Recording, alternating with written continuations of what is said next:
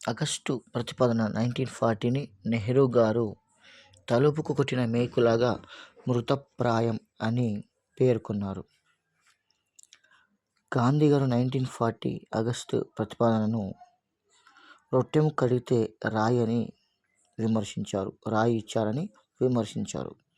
అయితే క్రిప్స్ రాయబారం 1942లో చూసుకుంటే కొన్ని బుల్లెట్ పాయింట్స్ వెరీ ఇంపార్టెంట్ అండి. గాంధీ గారు క్రిప్స్ రాయబారాన్ని దివాలా తీసిన బ్యాంకుకు ముందస్తు డేట్ వేసిన చెక్కుగా అభివర్ణించారు. రక్షణ శాఖ తప్పించి మిగతా శాఖలన్నీ భారత్కు అప్పగించబడతాయని చాలా స్పష్టంగా పేర్కొన్నారు.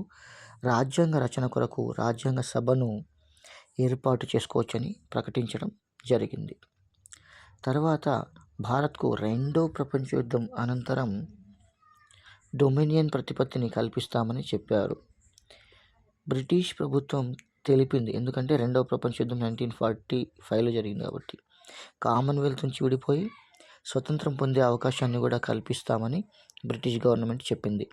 1942 మార్చి 11 రోజు రెండవ ప్రపంచ యుద్ధం లోపల భారత్ సహకారం కోసం ఏర్పాటు చేశారు.